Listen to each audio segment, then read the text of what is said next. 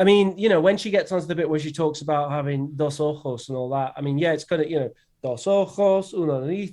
Obviously, she's going to do that, but that's not TPR. Okay, Yeah. Yeah. that is an element of communicative language teaching. We're using a bit of mime to demonstrate some vocabulary. All right, that's fine. Yeah. But if we compare that to the guy who was teaching Indonesian, where he was saying to everyone, okay, touch your nose, and touch your ears.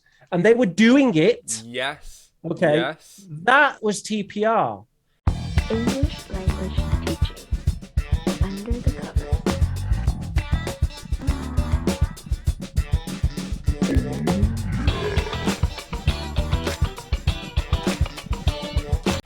Hello and welcome back to ELT Under the Covers. In this video, we are continuing on with our deep dive into TPR, Total Physical Response methodology. And we're going to have a look at someone else's take on how to use TPR in the classroom.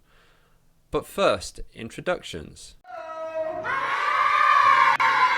I'm Neil of Team Teacher. Hello, everybody. It's Professor Leach. Okay, Rich, so I think this is probably one of our first videos where we're looking at someone that's got their own idea of how to teach TPR. And, often we do our own methodology videos, so I'm going to be very interested to see how someone else breaks down total physical response, what their approach is it, and kind of, if we can garner anything from our analysis of their thoughts.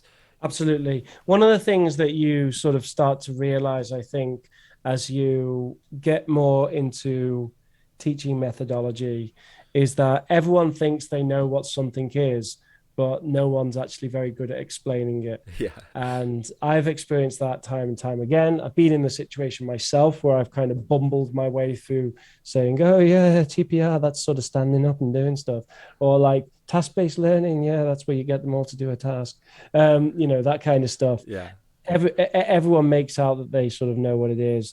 And some people, you even get some people, especially like the course tutors and stuff, kind of keep their cards close to their chest in a way that when someone says something, they'll be like, aha, but that's not how CLT actually works.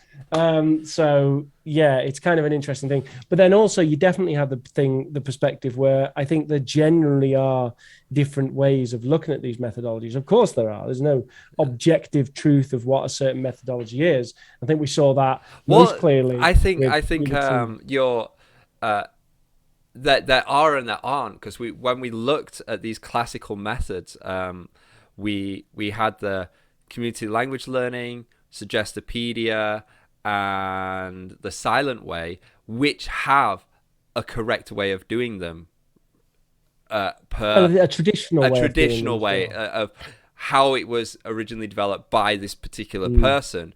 And then we've seen people kind of take, especially with the community language learning, that just take the name and just do nothing like it. It really is. Yeah, it really is what people do. They just take the name and they're like, oh yeah, that means like you have a community. Or the silent way, where it's basically, or someone's just doing mime and you're like, oh. But then you have the communicative language teaching, which is very broad, and it could be applied to anything.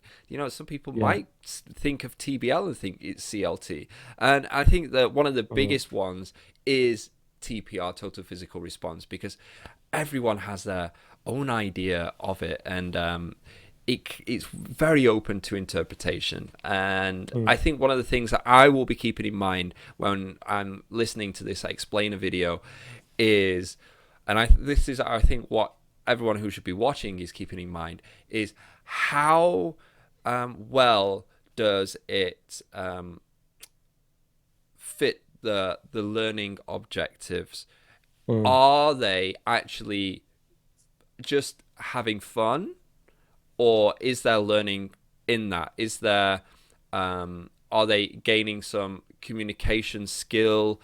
Are they gaining some vocabulary, grammar, phrases, what have you, that they will be able to remember and utilize, and how successfully will they be able to do that? That's what it's the core of. Are you just passing people's time, or are you actually causing some engagement and learning to take place? Yeah, absolutely. So it's going to be really interesting to see how someone else deals with that challenge of sort of being put on the spot and then having to explain what a methodology actually consists of. Dun, dun, dun. All right, should we take a look then? Yeah, let's go. Okay. And welcome to this video on how to use TPR in the classroom. Now in this video we will discuss 3 things. Number 1, what is TPR? Number 2, why is it important? And number 3, how can we use it? Okay, so first off, what is TPR? TPR stands for Total Physical Response. The process actually mimics the way that infants learn their first language. That's true. The purpose of TPR is to create a brain link between... Is it? What? In what way is it true? In what way is it true? How they... Well, a lot of... Is the idea that they're having to listen and kind of decipher what the different sounds relate to? Well, they're not actively deciphering the different sounds. They're modeling, basically. I think that's my interpretation of what she's saying, and my understanding with what I've experienced is, well, it depends as well, because you've got to articulate and speak as you do an action. So this is one of the things that people don't do or not as aware of when they've got kids, especially really young ones, is that you should just be talking all the time. I'm cutting the apple, I'm changing your nappy. Most of the time, the words that come out is when you're trying to command the kid to do something, but it's actually better if you are going about and saying, oh, I'm just walking over to you, I'm backing up, and then when you say walk to me, they have a frame of reference because they've seen you repeating it, but not a lot of people think about that. Basically, what I'm getting out of that is that it's how some infants learn, because some parents, like yourself, for example, will give this sort of monologue of what they're doing while they're doing it. But I don't necessarily think that everybody does that. No, it's not implicit. So you kind of I think as a parent you kind of do switch it on sometimes. Naturally, just kind of you're like, oh, especially when it's like feeling related, you'd be like, oh, you're so sad, blah blah blah blah blah. But the action stuff that's a little bit more TPR than not always, no. So I wouldn't say it's implicit that. Yeah. Okay.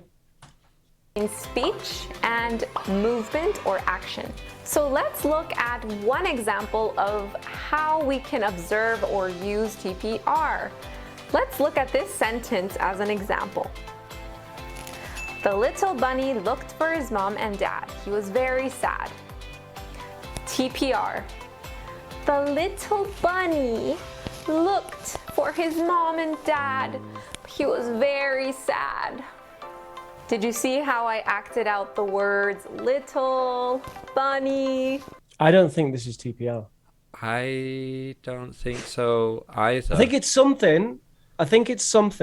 It's some kind of like interactive storytelling, and kids like it. Yeah. But I don't think this is TPR. No, because I kind of feel like I'm putting myself on the chopping block there. But no, I would agree with you, and I think it's because the actions are unnatural and synthetic for what a child would do if they were telling that story, or they were recreating that story, they don't do the rabbit and the is when you're sad. The sad is just when you do the sad, you just do a sad face, or what have you. I don't actually. I'm not sure how effective it would be, because you're kind of giving two forms of inputs. It's almost like a bit of an information overload if you think about it, because you're speaking along with giving actions that aren't really that representative because they're synthetic. Yeah, it very much looks to me like it's kind of like nursery storytelling almost. Not TPR, but it's nursery storytelling, and it is good, and kids do sort of like it, like because it involves them in the story. Maybe not necessarily the way she did it with the bunny or whatever, but like there's that guy, what's his name, the poem guy, whatever. There's a guy who tells stories to kids. He's really good. He's very expressive. You know, he'll talk about, he's got a famous story about a chocolate cake, and he's like, oh yes, I was going to go and get that chocolate cake, you know, and he has lots of physical actions. So I crept down the stairs and I opened the fridge and I took a piece of that lovely chocolate cake, you know, and it's just super expressive, like storytelling with a bit of mime. Again, I don't know if that's, well, maybe we should see where she's going to go. I don't think it's TPR. I think that is just being engaging. And express. You've got to be big. You've got to be big with your actions with kids, because they don't always pick up on the subtleties, especially when you're dealing with babies. You've got to remember that you know, they start off not even seeing in color, you know, so and they can only see, you know, what, like 6 inches away from like a newborn. But I know these are going to be older kids, but still, all right, let's see them. Looked and sad. This is TPR, and it's something that you've probably been using without realizing it. So that brings us to our next question. Why is TPR important? Well, we have to remember that our student does not understand every single word that we say. So by using TPR, we help them understand things that they've never even heard before. To help emphasize. Is that the function of TPR? To help students understand things they've never seen before? I guess it's a part of it. But isn't it more about them doing it while... Is them doing it themselves? I thought she mentioned that it was like to link to memory, right? To help build neurological links. So you can associate the action with the word, not to... But is she implying that it's solely to demonstrate the word? And then again, you know, like, if you do this... Okay, so this, she said rabbit. What does this mean in Spain, Rich? Sorry, I can't actually see you because I'm optimizing for video. Oh, right. Okay. Well, I've got the bunny ears. Oh, right. Oh, it means that you're cheating on someone. Yeah, it could mean you're cheating on someone, or often it would mean bull. But it means poner los cuernos, which means that you're cheating on someone. Yeah, but you know, I'm pretty sure normally they do it behind someone head, don't they? And it's like supposed to mean that. What I'm trying to illustrate is that your action might not, especially if you're cross culturally. Right. It could be something very different. It's very funny you should say that, because in the start of the video, I noticed they're doing the kind of OK sign, which I know in Indonesia, I think it is, this can mean something very different. Yeah, okay. So if you do this, where you kind of have your finger and you curl it up, you know, like we do that in the UK to like come over here, right? You can't do that in a lot of Asian countries because that's suggestive as like a come over here, you sexy blah blah blah. Oh, right. So you have to do it fingers down. So, what, they do it like this? Yes, yeah. And you know, you pick these up. So just it's the well of understanding is a lot deeper and a lot broader than many people think of. So. Yeah, and just that's why we do these concept checking and stuff like that to make sure that it's the same thing, or we can use pictures or you know do a variety. But yeah, I'm not on board with you know this is how you explain it. Okay, well we've still got a while. Let's see where she goes. She's gonna show it. The importance and the effectiveness of TPR. watch the following example in another language. Hola, me llamo Wendy. Yo tengo dos ojos, dos orejas, una boca y una nariz. Did you have any idea of what I just said? Well, if you don't speak Spanish, probably not. Now let's watch it again, but this time with TPR. Hola, yo soy Wendy. This isn't TPR, is it? No, it's not. I mean, see, this is the whole thing that I was talking about. How is this my name is? This is the whole thing that I was talking about, where like someone will take something like TPR or TBL and they'll be like, oh yeah, that means this one tiny little element of a CLT class.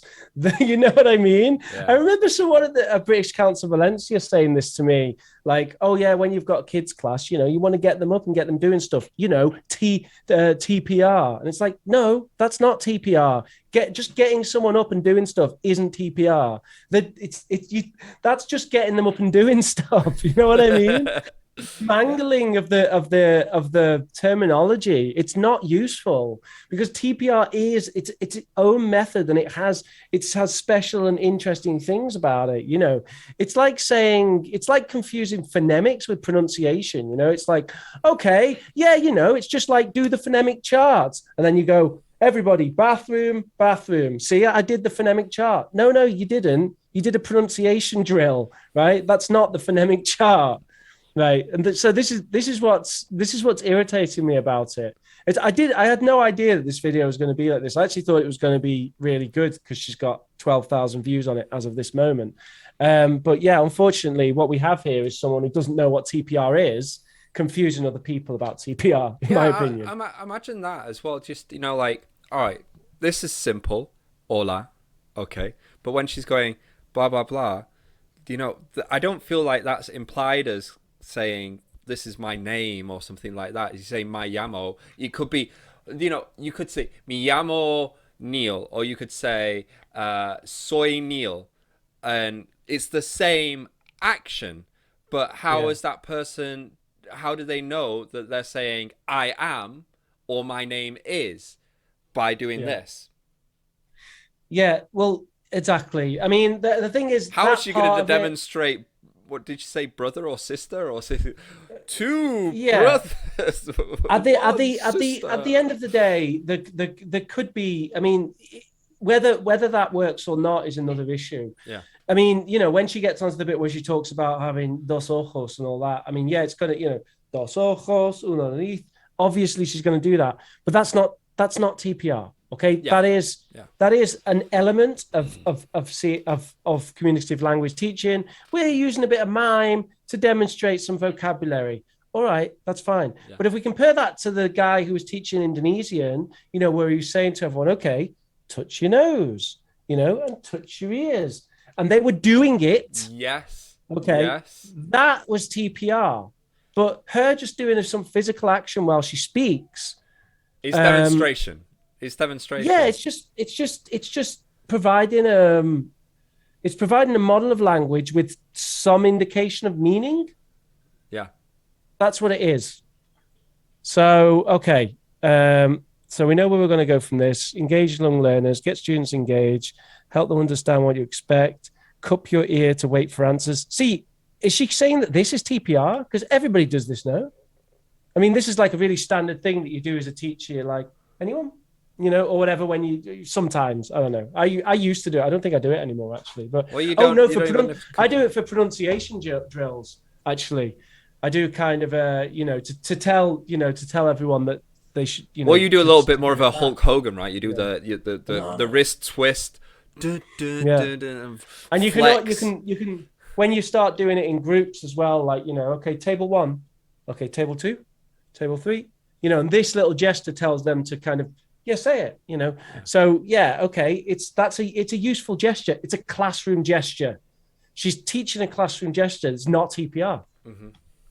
Okay, not TPR. Right, how to use TPR. Okay, here we go. Well, there's many kinds of ways we can do it, but we're going to discuss 2 main ways.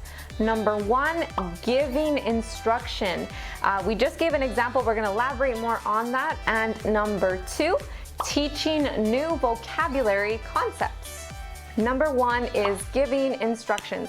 So we don't want our students just to watch us do the actions. We want them to be constantly involved. As I mentioned before, we can use TPR to help the student know when we expect them to answer or repeat a phrase. Let's look at GK Lesson 1 for an example.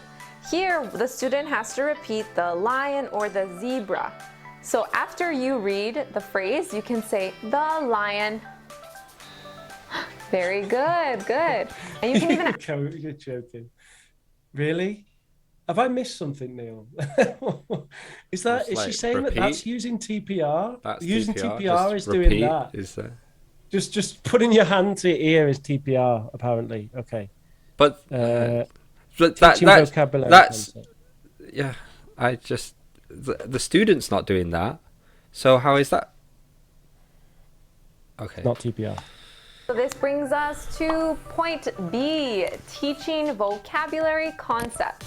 There are endless ways to use TPR to teach new vocabulary to your students, but we are now going to discuss 5 key steps that will help you apply this in your lessons.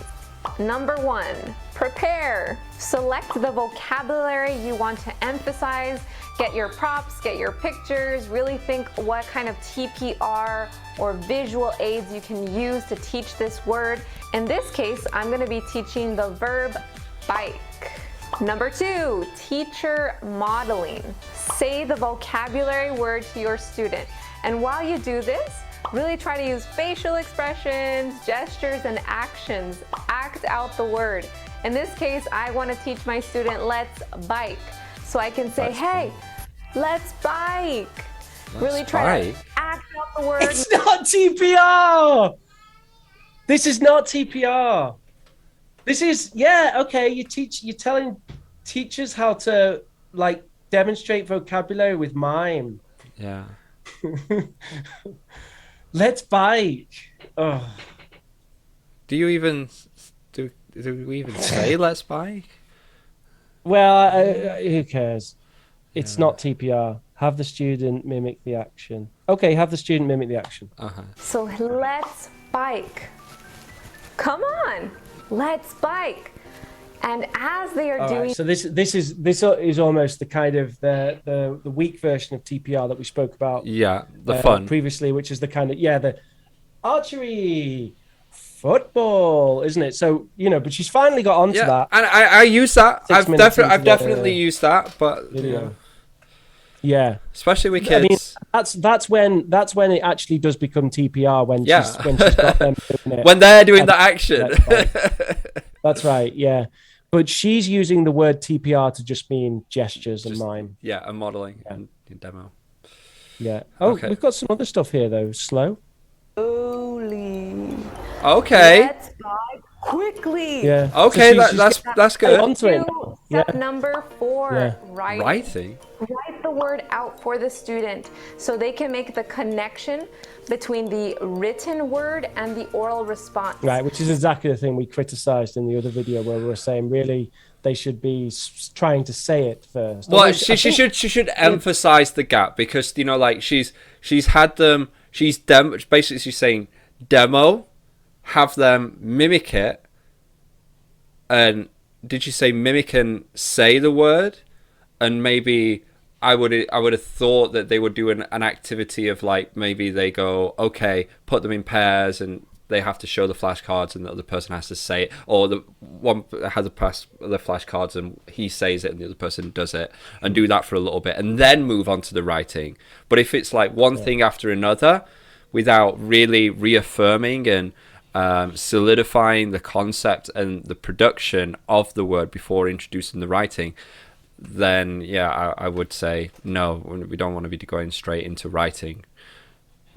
Unless until they're really comfortable with and that they've got it spot on with saying let's bike and all that sort of stuff. It does look like she might have some good stuff in the last few minutes. So with regards to this playing game, it's a redemption arc. Here we go. Yeah, it's possible. Finish strong. Finish strong. Let's see here. It may relate to what we were saying about actually getting some production from the students. can play games. I like to play Simon Says, for example. I can say Simon Says, hop like a frog. But are they saying it as well? Ride your bike.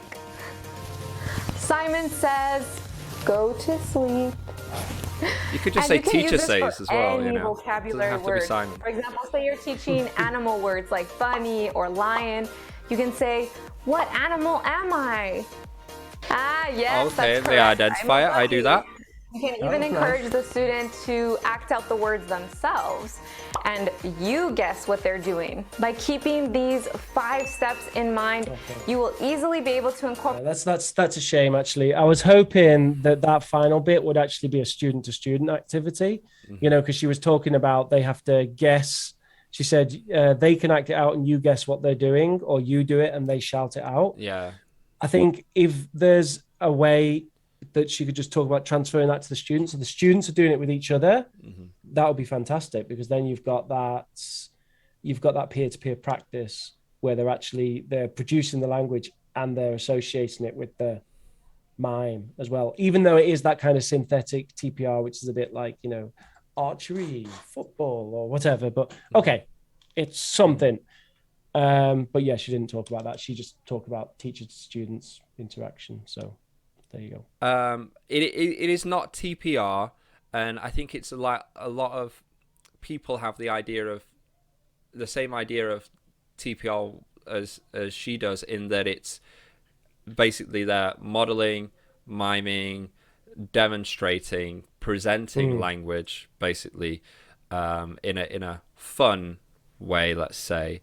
But TPR is very much more than that. It's, you know, they're supposed to be producing the language along with doing actions that are, you know, functional and relevant and useful in everyday life, unless, you know, they're huge into a variety of sports like archery and rowing or what have you. But I think one point that we didn't bring up, and I think she might have been doing like online classes or something like that. She's probably got to adhere to a curriculum, a book, a syllabus of sorts. So we've all, and I feel for her, because this is, I've been hampered numerous times in the past where, you know, I look at it and I go, yeah, all right, we can all pretend to be lions and kangaroos and stuff like that. That's great. But, you know, this is not really helping these little kids like learn English, or English that they can use in daily life. But you've got to teach to the book. So this would be a way of making what you're teaching at least fun, if it's not relevant to them. Yeah. It's she doesn't know what TPR is. Anyway, being harsh. I mean, yeah, whatever. People are getting something out of the video. Sure. It's an interesting video that can teach new teachers, very new teachers, to not be boring. To not be boring, about how to demo vocab. When, physically. That's what it is. But it's she doesn't know what TPR is. I don't think that's being harsh. Yeah. I think it's just the reality of it. Yeah. So Wendy, feel free to come on our show. That's not the name of the channel, so people can't find the channel from that. But Wendy, if you're watching, well, I mean, let's expand just a little second. So one point we looked at, and she's got those 3 animals, and there's a lion. I can't remember what the other ones were, you know, like a kangaroo or giraffe or what have you. And she's, you know, getting them to, you repeat the word or what have you. Why do you need to demo a lion when the picture's right there? Wouldn't it be better to do some sort of concept checking? You know, like, you know, maybe you've got some previous vocabulary that you can build on. If they're doing lions, I would presume they've already done colors, adjectives of, you know, different shapes and sizes, you know, maybe other things where you can say, okay, what color is a lion? Or you can say, tell me the animal that is yellow. Tell me the name of the animal that is yellow. Or, like, what do lions eat? What do lions eat? And if you're doing demo like that or what have you. But if you've got a picture, then why are you even demonstrating that? Why do they need to produce a lion action? Sure, it's fun, maybe that, and that's my idea of when I've done it before is at least it breaks up the class and they're doing something interactive. They're not just sat there with their body. But I feel like it's not necessarily, you could do other things. I did really like how in the example we saw the other day of the adult class doing this, how really it was all about that listening to the vocab and the action, and really there wasn't anything else. And I think both of us kind of flinched a little bit when he brought the flashcards out, because up until that point we'd had something that was quite sort of special and unique and requiring quite a bit of sort of focus on the part of the students to keep their head in the game. And it was that focus that, has meant that, duduk is still kind of in my head a little bit. I need to brush up on my Indonesian, but it's there because I was focusing so much on the word he was saying and trying to link it to the physical action. Okay. And maybe if we'd actually been doing the physical action as well, we could have had it. Whereas introducing this element of, okay, now you've got the pictures, it's like, well, you're already going away from it. You're going on to something else there. And then it's kind of like you're saying, why are we going, rah, a lion, rah? No, because it's a bit of fun. Okay, It's a bit of fun. It's not TPR. It's a bit of fun. Yeah. You're having a bit of fun with the kids while they learn about what lions are. All right, cool.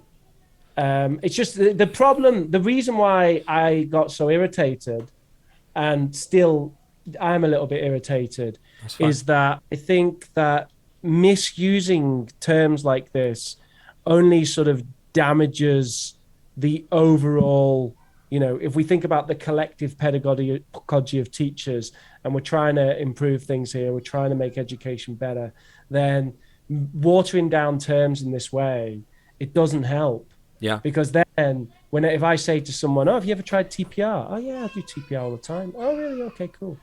There's no common consensus of language that we can agree upon. I say, oh, you've done TPR, and then they might, yeah, I've done TPR, and you go, okay, this person has done TPR, I can set them to do this, and then you go to one of their classes, and you're like, wait, what is this? And they're like, oh, it's TPR. Yeah, right. That's exactly it. So I think one of the things we've really got to remember with TPR is I feel like it has to be more functional.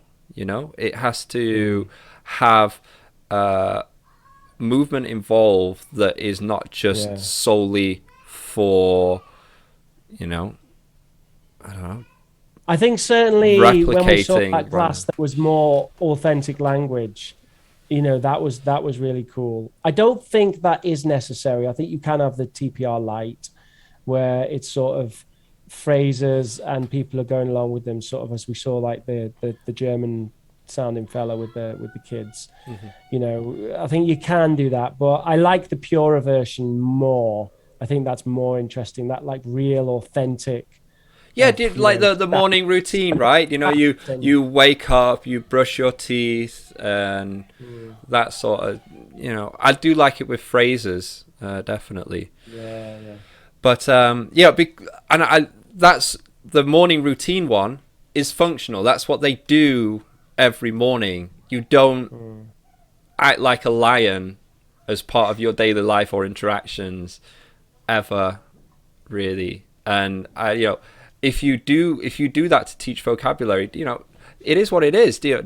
Demo it, it's fun, but don't assign the label TPR to it. Yeah, that's right. Okay, so for a good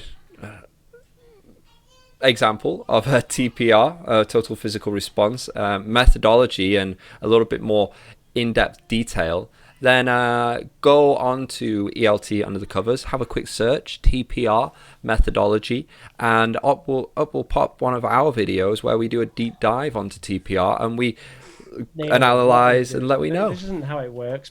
Make the info card pop up. Yeah, I'll do that as well. I'll do that as well.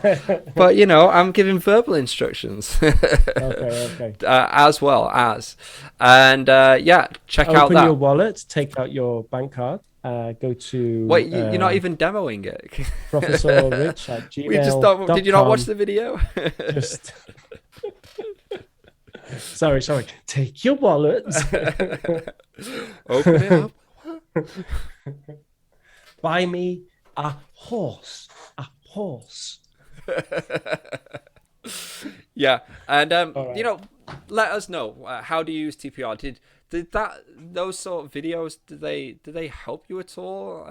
Because when we kind of see this, it seems obvious to us, but we've been in the game for a while. That if you're going to teach kids, you want to be more flamboyant. You've got to be a bigger personality. But do you feel like people need to be taught that? Is it something that's helped you before? Leave a comment. Let us know. Send a message on eltunderthecovers@gmail.com. Yeah. Just do it. Smash that like button. If you're looking for more information from myself, you can go to teamteacherchina.com. We've got a whole bunch of materials, PowerPoints that you can use instantly in the classroom. We've got Team Teacher China YouTube channel where we have videos teaching you how to use those materials. Team Teacher English, where we put those materials into a video form for self-study. And Team Teacher Baby, where I take my experience as a teacher and put that into parenting. And go to youtube.com/Professor Rich to see some English teaching. You can catch me weekly live streams on Oxford Online English YouTube channel. Oh, and also you can do a YouTube search for POG space UK, and you would get my alpha version of my new gaming channel, which actually just have some trial content on there at the moment. You can email us here at eltunderthecovers@gmail.com if you have anything you'd like to contribute to the show. Smash that like button, share and subscribe. And watch 100% of the video and don't click off. Thank you. Bye.